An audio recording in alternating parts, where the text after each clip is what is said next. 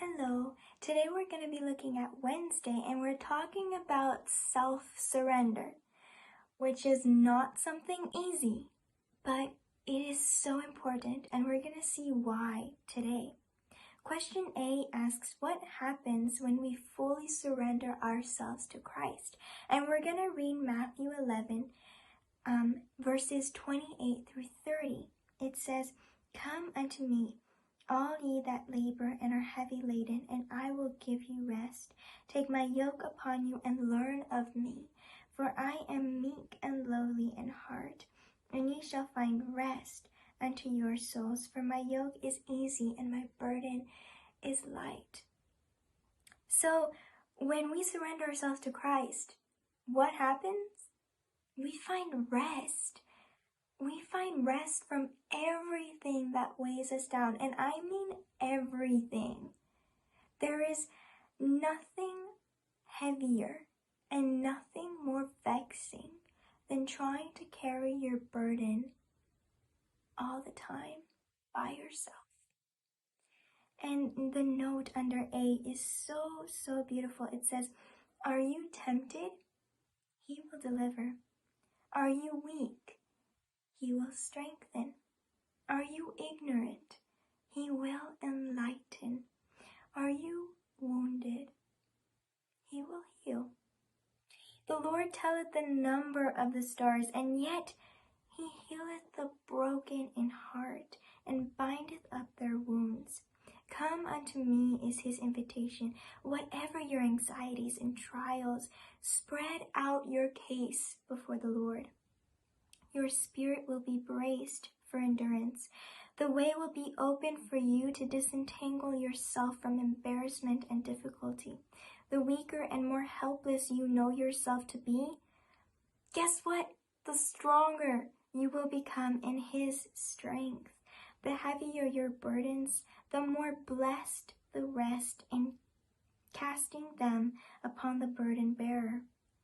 The rest that Christ offers depends upon conditions, but these conditions are plainly specified.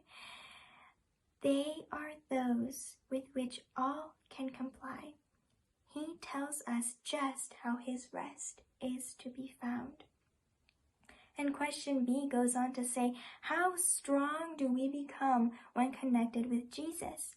And John chapter 15 verse 5 says, "I am the vine.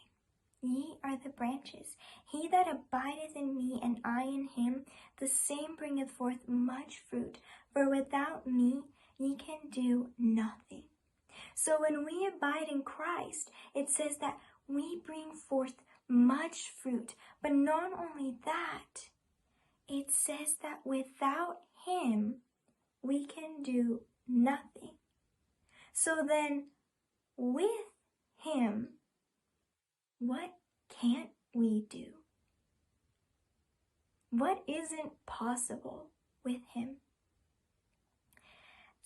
I'm going to read some of the note under B. It says, when the soul surrenders itself to Christ, a new power takes possession of the new heart. A change is wrought which man can never accomplish for himself. It is a supernatural work, bringing a supernatural element into human nature. The soul that is yielded to Christ becomes his own fortress, which he holds in a revolted world, and he intends that no authority shall be known in it but his own.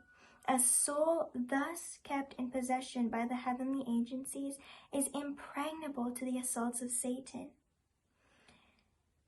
And I'm going to read the last sentence of that note. It says, "The only defense against evil is the indwelling of Christ in the heart through faith in his righteousness." So here we see how important it is to surrender ourselves to Christ, because through surrendering ourselves, we find rest and we are able to abide in him. And when we abide in him, we bear much fruit. And we have so many opportunities, endless opportunities, because with him, we can do anything. And I just pray that today we really take time to come to Jesus and just Surrender our will to His. Find that rest that our soul is longing for so much. I pray that God blesses you, and I will see you again tomorrow.